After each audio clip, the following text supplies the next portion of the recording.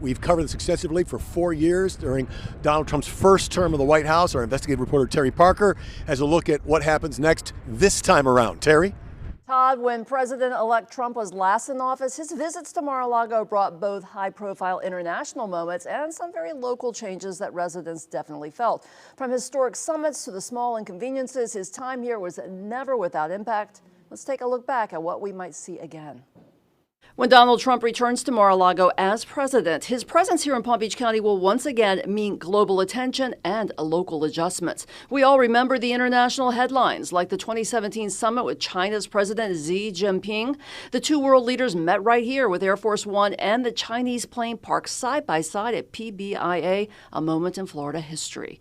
But beyond diplomacy, Trump's stays impacted residents. Nearby Lantana Airport had to ground flights during Trump's visit, something airport businesses say led to serious economic strain. No airplanes would be allowed to depart here. I have 350 based airplanes here. If none of them can leave, they're essentially grounded. On the positive side, Trump's presence gave local tourism a boost. Hotels, restaurants, and even private charter companies saw what some call the Trump bump as media, tourists, and officials came into town to cover and support the visits. Palm Beach County even saw an influx of financial firms and corporate offices during Trump's last term as the area became known as Wall Street South, creating more jobs and boosting the real estate market.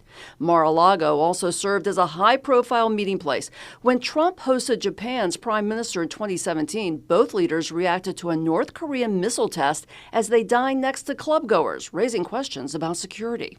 Anybody who potentially would have nefarious intent could certainly perhaps be in an earshot or an eye shot of capturing those communications. Security for these visits added to local costs, with millions spent on protecting Trump and his guests. Roads surrounding Mar-a-Lago shut down, and major roads in I-95 brought to a standstill whenever the president's motorcade zoomed through. The town of Palm Beach even installed a helipad at Mar-a-Lago to minimize motorcade traffic, although it was removed after he left office. With his return, that helipad could be coming back.